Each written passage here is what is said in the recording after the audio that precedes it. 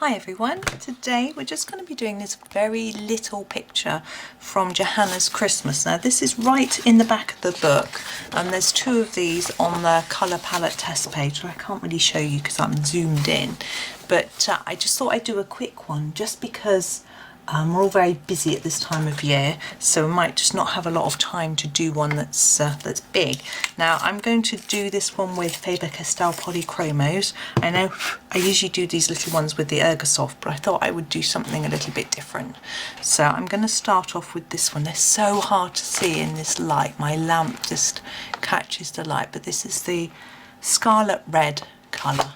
And we're going to just start off with the candy cane and just start colouring really. Now I never know whether there's, I've said this before, whether there's some sort of way to colour these, which bit is red and which is white, but I'm just going to go for it. Now this is quite an orangey red. I'm just layering down a really even colour at the moment, and then I'm going to sorry, just thinking, I think that whole bit there would be white, and I'm going to take a slightly darker shade of red in a minute to show you.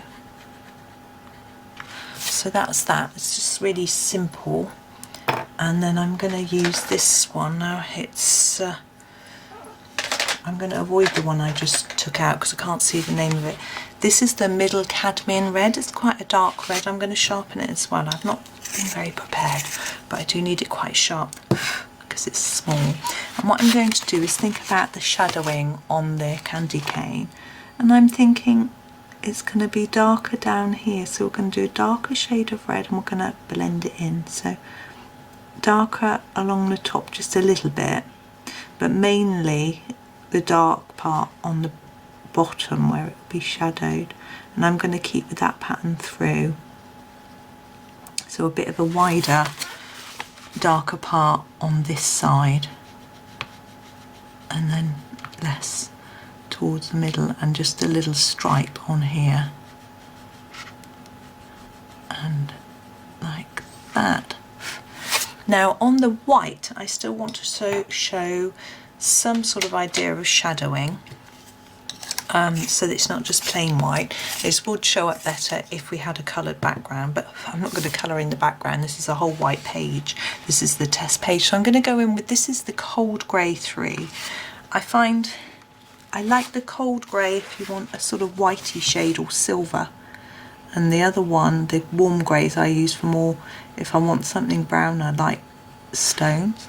So you see I'm following the same pattern as I did with that dark red, so just a thin line there, and then a thicker darker bit here and fading out towards the middle, and hopefully that's giving the impression that there's some shading, and just a thin bit there. And we might put a little bit under this ribbon, just a tad, and then a thicker bit there, just a thin bit there.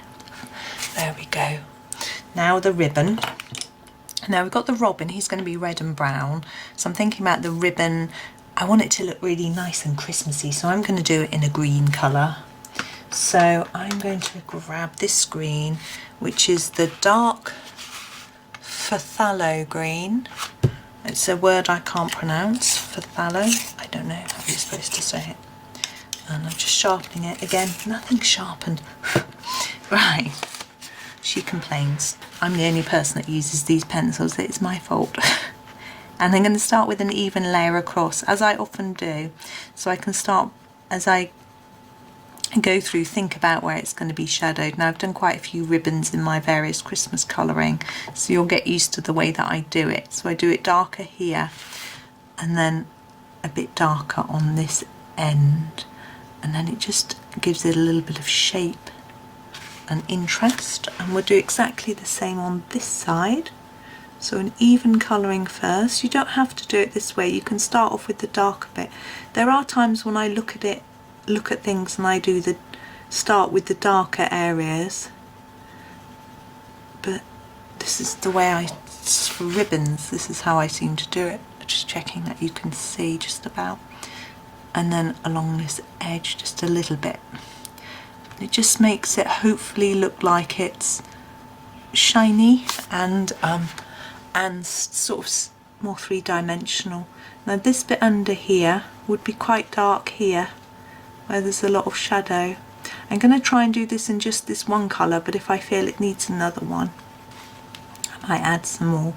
So again, a bit of shadow under here and just a little bit on the top. In a similar way to the candy cane, we just want a tiny bit there and a thicker bit under there. And then here, a bit harder and darker under here, more layers of colour.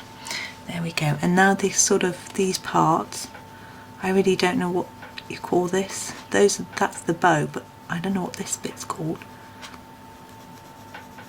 But we'll just do this and think about, so it's going to be darker here where it's gathered in. And I usually do a little bit of dark on the end, and then that looks like that bit's sticking out more into the air, so it's going to catch the light here. And maybe a little bit of dark just coming up there. There we go. We'll do a similar thing on this side. So darker here, I'm going to put in those extra layers right away, and then lighter up. I'll probably darken that up in a minute. Darker here, and then maybe a little bit just here. There we go. And now we have the robin.